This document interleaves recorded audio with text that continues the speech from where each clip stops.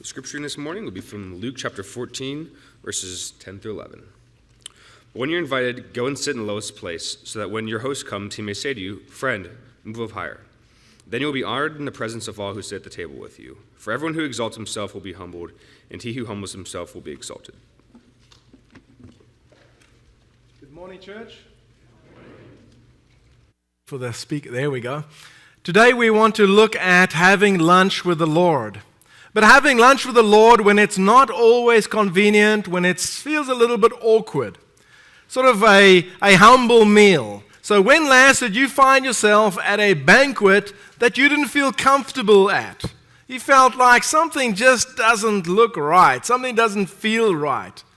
This past Monday, I had a meal where I always have every Monday, and it's a really nice meal. Sometimes I participate in eating, sometimes I don't, but I'm always there and handing out things. And what I do is I check up the program, and I make sure that I get information out, and I get a picture of the speaker, and then I make sure everybody around there has got one.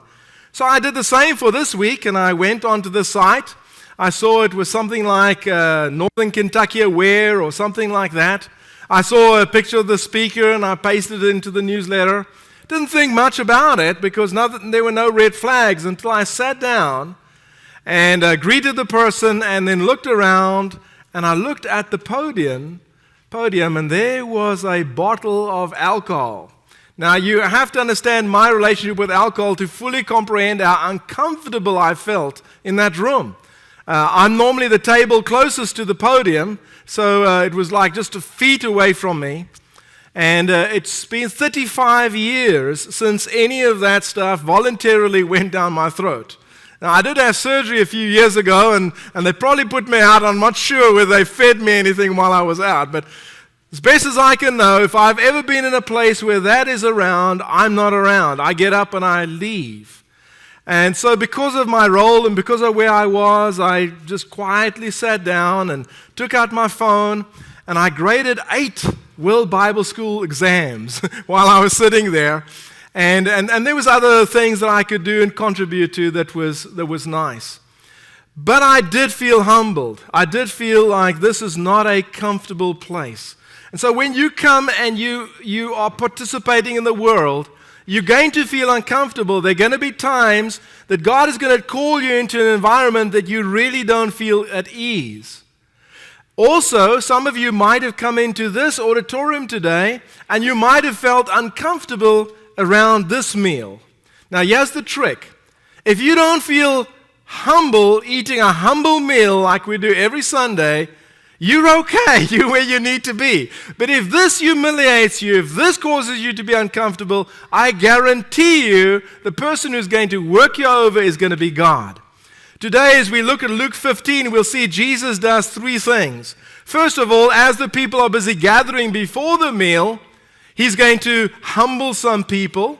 And then as they go in to get their seats and see where they can sit, and it's a important event, you'll see there's a ruler of the Pharisees, it's his house. Jesus is going to humiliate or humble the location where people are going to sit. And then up to this point, the Pharisee, the ruler of the Pharisees who's hosting it, whose house it is, he's going to have missed everything. And he's going to be feeling really smug. And then Jesus is going to get into him and humble him. And so this is about being aware of visitors coming in and how sometimes this can be a little bit strange and how sometimes we start to take this for granted and we start to get comfortable with the meals that the world produces to us, and we stop listening to the voice of God. And so if you have your minds attuned, please pay very careful attention to what he's going to be saying to you specifically. There are 3 mantras that I'm going to be giving to you. Mantras are very useful for mindfulness. Mindfulness is what keeps you from being depressed or anxious. If you can live in the moment, then you're not going to be in the past and you're not going to be in the future. And these are the types of things you can say over and over and over and over to yourself that will keep you focused, keep you where you need to be. So the first one is one I would suggest you try on Monday, and then try the next one on Tuesday, and the third one on Wednesday. So all day tomorrow, I want you to choose this one. Say this one. Choose compassion when not in fashion. Choose compassion when not in fashion. What does it mean to choose compassion when it's not in fashion? Each one of us has been given a gift. Each one of us has something we can do to make our world better. You might find yourself tomorrow sitting opposite somebody who is spiritually sick. In fact, I can almost 100% guarantee you that one of the people you'll come across tomorrow will be spiritually sick. And it will not be fashion for you to open your mouth at that point and help the person with compassion.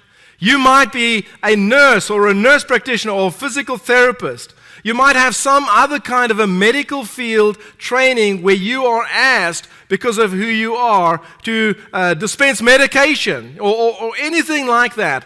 We have several people represented here in the medical field. You might be a dietitian. I don't know what it is, but you might be called out to be compassionate and actually bring healing to people. You might be a counselor or a psychiatrist or a psychologist. You might have the gift of helping people emotionally. And somebody might need your help tomorrow. And it might not be the best, most ideal location or situation, but are you going to do it? Now, this is before lunch. It's as a sort of gathering, at least in my mind, as I try to meditate on it and try to figure out when this happened. It's they coming together. They're probably in the entrance hall of the ruler of the Pharisees. And there's things you can do in this environment and there's things you can't. It's the Sabbath.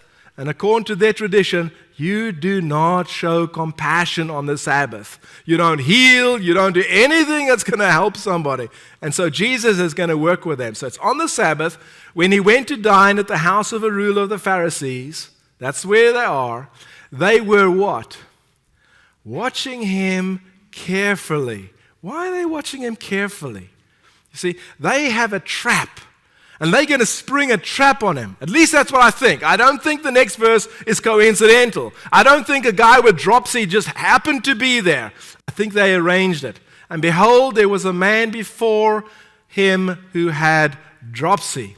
That is, hudropsky is the Greek word, hudropsky. Can anybody hear the word dropsy in that word? Hudropsy? Okay, now, hudro, what does hudro mean? Hydro. You hear the word hydro in it? So what is dropsy? Isn't that crazy that the way that comes out? Okay, a dropsy is having an inflammation with water in your joints, it could be in your joints, could be anywhere. There's 3 places that dropsy occur. The most prevalent is in the feet, and that's got a name, and they've all got different names. But whatever this man had, it was obvious. Now, Bill and I visited with somebody who's got dropsy in the feet, and that person tells us to walk on their feet is very painful, isn't it? It's very, very painful when you've got dropsy in the feet, and this person actually went to the hospital to get rid of some of the liquid in the feet. So Jesus looked at this person. This person happens to be in front of him, so how did that work, right? It's almost like somebody pushed him there and arranged for him. He wants to get rid of his dropsy, so he's okay with this. Or edema is another word for it. Verse 3, and Jesus responded to the lawyers and the Pharisees, saying, is it lawful to heal on the Sabbath or not? So, here's the question. It's an easy one, right? Is there ever a time that it's not good to have compassion on someone? Is there ever a time when you should be cold-hearted towards somebody in need? Is there ever a need? And is there anything in your life that could cause you to think, no, I'm not going to do this right now? Is there a time in your life when, because of who you are, because of your status, that you're going to first go and check with someone whether you should help or not? That's the ultimate question that we're going to see at the end of the lesson. There's going to be hidden sort of a backlash in this lesson that you won't expect. Is it lawful to heal on the Sabbath or not? Now, this first question is easy to answer. It's going to get difficult. If you don't answer this one, you're bound to really get into trouble. So here's verse 4. And they remained silent. They didn't answer. In your mind, I hope you did. I hope you answered. And they remained silent. Then he took him and healed him and sent him away. And he said to them, which of you you remember the ox in the ditch? Which of you having an ox that falls in a well will not immediately save the ox? Well, we don't. Most of us don't have ox, so we don't know whether we'll do that or not, but it includes something else there, doesn't it? Which one of you has a son? What is in the bottom of a well? Water, right? So if your son falls in a well, he could hit his head on his way down. I don't know how deep the well is, but it could be deep enough, especially if he's unconscious, that he could what? He could drown. How important is a well to a village? How important is a well to your survival in a semi-arid environment? It's important. It's very, very important. So you have an ox fall in your water source. Apart from the fact that the ox has value and might be part of your livelihood, you're going to get that ox out really, really quick. So there's no one listening to me for the last 2,000 years that wouldn't say, yes, we're going to have compassion immediately. So you didn't answer the first one. Now I'm going to force you to answer this one. On the Sabbath day, he will not immediately pull him out. And they could not reply to not the first question, not the second question, but to both. They could not reply to these things. So Jesus is showing us when we don't have compassion, when it's in fashion, he's going to turn it on you. So they are there watching me carefully. They're there judging him because he's having compassion, and he's going to turn it around them, and he just has. So that's what happens if you don't get this mantra down in your head, if you don't instinctively do this the moment the need arises. Church, you don't have time to think about this. This is not one of those things you should think about. If you are given the ability to have compassion, you shouldn't say, let me first go and check on someone. For a while, Dwayne and I have had compassion in our house. When the need for compassion arose, we realized it was going to be a long-term, heavy, hard thing. It wasn't going to be easy. A lot of healing needed to take place. You can ask my wife if it's been easy.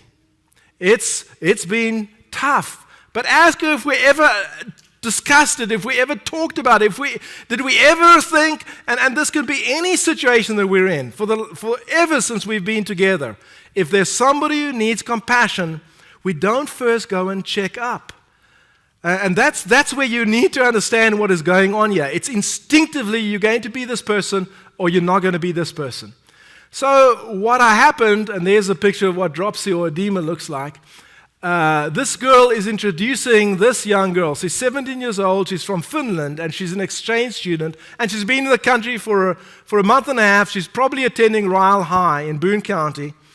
And we have things in common. As somebody who's an immigrant, as a parent, and she's a young girl missing her parents, we speak the same kind of dialect, so there's a little bit of things there. Because I sat down, kept my mouth, didn't make a big statement about it, there were immediately somebody was sitting this person could have sat anywhere, got to sit right next to me, and I could just very, very gently visit with this person and talk with this person. Because that's what I could do. I couldn't do all of the other things that they want to help with this lady, go to all these fancy ball games and take her with. I don't do that, so I couldn't sign up for that, but I could spend time with her. And the idea is you never know what God is asking you to do. Instead, what we do is we focus on these rules that we give ourselves because they make our lives comfortable. We give ourselves 5 or 10 legalistic rules to say, this is when I can have compassion and this is when I should not have compassion.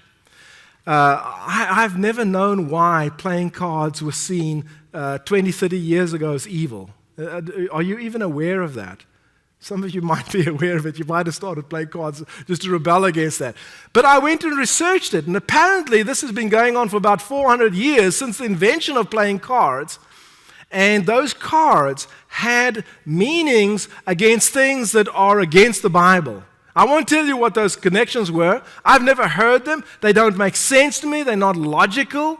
And I think it's just somewhere many, many years ago when a bunch of people got together to have some fun, somebody decided that they would spoil their fun. And so we've got these little things that we do. We say things like, don't drink alcohol when the Bible says don't get drunk. We say things like, don't dance when the Bible says you should stay out of licentious behavior. We try to put labels on things and make it easy for ourselves instead of realizing you've got to think these things through. There's a bad thing and a good thing in everything. Let's just take the one, dancing. Do you know that in Luke 15, in the prodigal son, when he came back, that there was dancing in somebody's house? Do you know whose house that was? It was the father's house. What is wrong with dancing? It's when there's licentious behavior. Many years ago, Darwin and I, she grew up a good Church of Christ girl. She'd never gone to dance. She'd never seen anybody dancing. So I thought, well, she has to go. I'll point out something. And I pointed out to her how these couples in very sensual dances, we're not talking about line dancing right now. This was high school in the 70s or 80s, early 80s. How they will swap partners and they will be really close and in a very, very inappropriate way.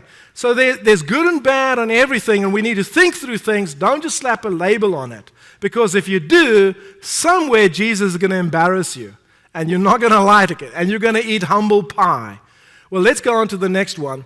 The next mantra that I'd like to challenge you to try on Tuesday, stay humble lest you stumble. Stay humble lest you stumble. So Monday you're going to look for everybody that you can have compassion on, and you're going to get used to being compassionate without even thinking, just instinctively. Then on Tuesday you're going to practice this one.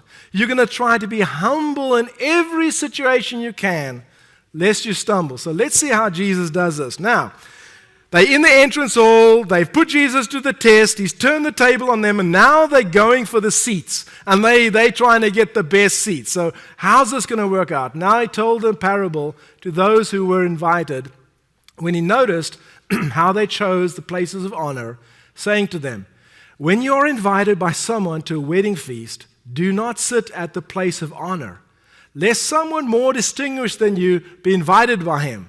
So now here is the guest, the guy who invited everybody, and there is this more extinguished visitor. So he's put out because you're sitting in his place. So what's he going to do? He's going to go to the head of the party, the guy who invited everybody, and he's going to say, come with me. So that's what happens here. And he who invited you both will come and say to you, give up your place to this person, and then you will begin with shame to take the lowest place. So you can imagine how embarrassing this is. If you'd just done the right thing to begin with, it would have worked out. Verse 10. But when you're invited, go and sit in the lowest place, so that when your host comes, he may say to you, friend, move up higher. Then you will be honored in the presence of all who sit at the table with you. For everyone who exalts himself will be humbled, and he who humbles himself will be exalted. Church, this is not one I can teach you. I can't teach you how to be humble. You're either humble or you're not. You either think you're something or you realize you're nothing. Okay? On Wednesday, I was at another banquet. This was an all-day mental health training thing that I have to do once a year. And so I was at this place, and I felt really awkward because around me are all these professional mental health workers. And there was some really high-profile educators and people who are doing tremendous amount of things, good things in our world. And, I keep saying to Darwin, I don't know what I'm doing at this place. I really don't know. I'm afraid if they look at me too careful, they'll say, we made a huge mistake. But they get to introduce just one group of people that's on the board. And there were about 60 people in this hall of 200, 250, 400 people. It was a really big location in, let's see, Edgewood. It's, what is that place? Reception in Edgewood. And the whole hall is packed, and they say, would the board members get up? Unfortunately, I was right at the edge, and so I kind of got up, and everybody was looking this way, and so I could sit down. But I feel really, this is not false humility. I really feel awkward about this. And this is what God does to you. And I'm sorry I have to use myself here, but this thing really hits home to me.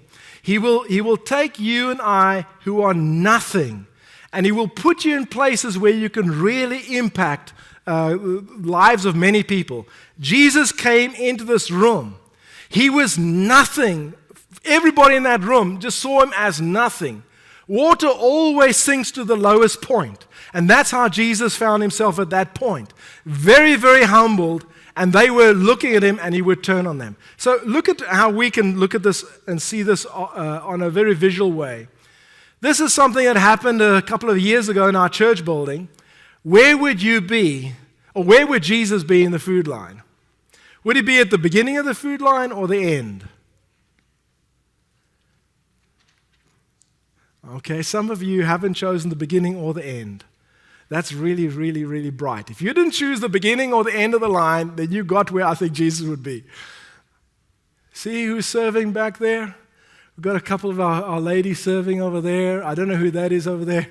I imagine Jesus would be there. I don't even think he'd be in the food line. I don't even know if Jesus would eat at that meal. I believe Jesus would say, you know what? This is an opportunity for me to minister to people, to serve people. This is an opportunity for me to go to the bathrooms and see if the garbage cans need to be emptied out, or if somebody's feeling sick, or to clean up here, or to do that. You see, this is where I think Jesus is. And I know some of you won't maybe see this, but when we have a fellowship meal get together, even if the food that you like to eat is not there, maybe you shouldn't be there to eat food. Maybe you should be there to serve. To stand around, to visit. There's always, when we get together as a church, there's always somebody who has a need. Somebody needs to talk. Somebody, and they can't do it over here, but when we get together in either this building or in our homes, that's a really, really good time. And so there's the next mantra that you can look at. The last mantra that I want you to think about, and this was on Wednesday. Try to be generous on Wednesday. Try to turn out the purse without reimburse.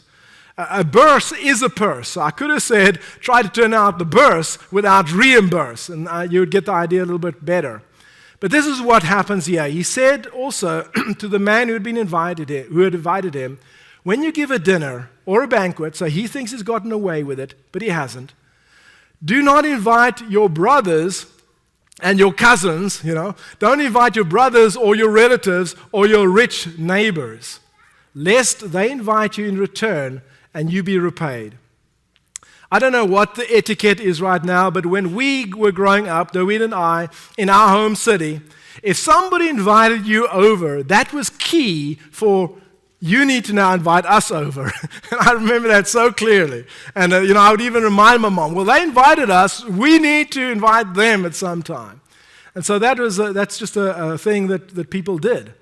And it was a custom that they're probably very aware of. But when you give a feast, invite 4 categories of people: the poor, the crippled, the lame, and the blind. Now, this is where the lesson gets a little bit interesting, and you don't see it unless you look at the context. So I'll show you the context in a little while. Which group do you fit into? Do you feel like you're part of the poor, the crippled, the blind, and the lame? Is that who you identify with immediately? Or is there another group that you identify with? Verse 14, and you will be blessed because they cannot repay you. For you will be repaid at the resurrection of the just. You will be repaid when Jesus comes back to reward you. That's at his second coming. But here's the context that makes this really, really interesting.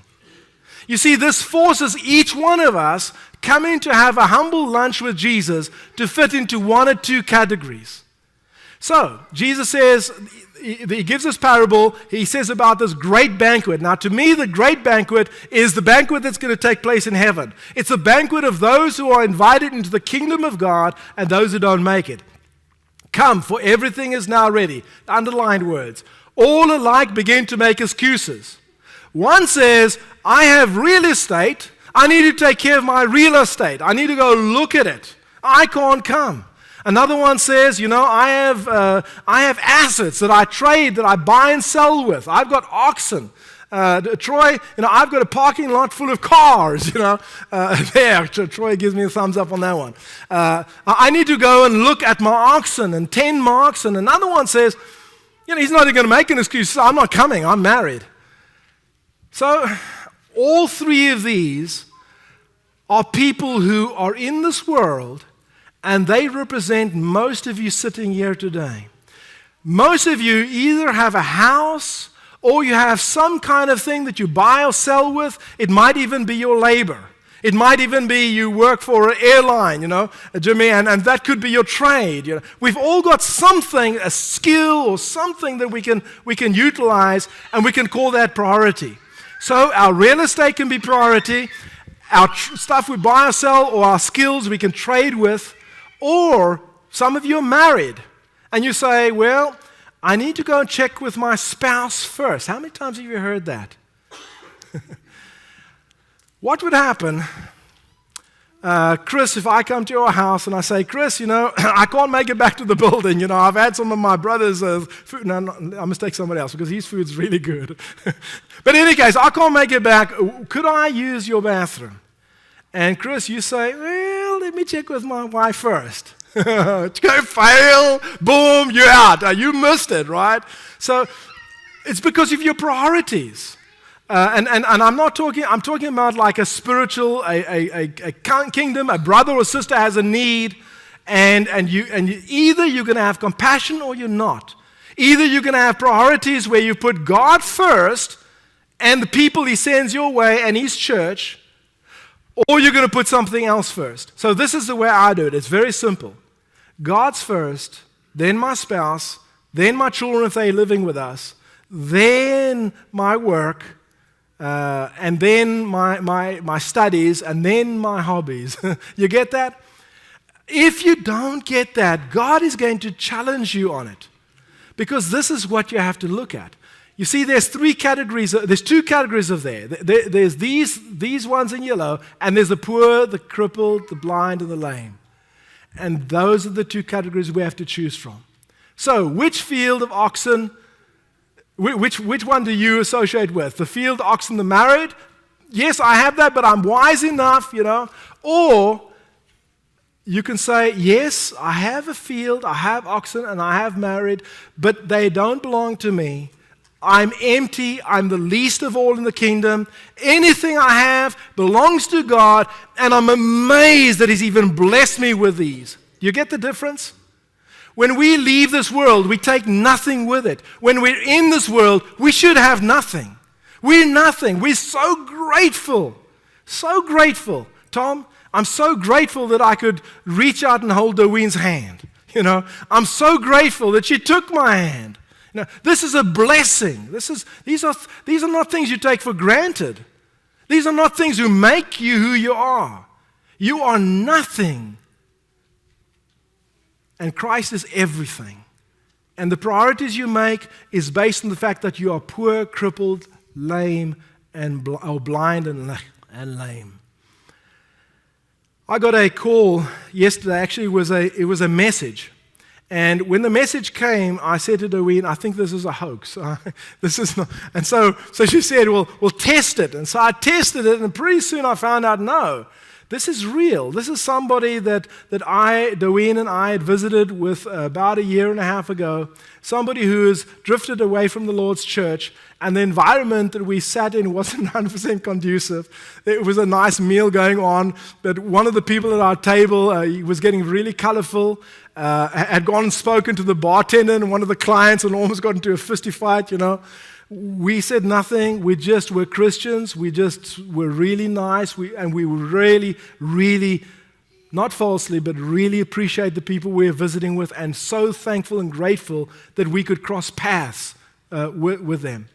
So yesterday, one sends me a message saying, can you tell me where I can get Bible correspondence courses? Oh, yeah. Just give me your email address. I quickly posted it to my Facebook page since we're using Facebook Messenger. And then I got the address, I got the age, got the nationality, and the physical address.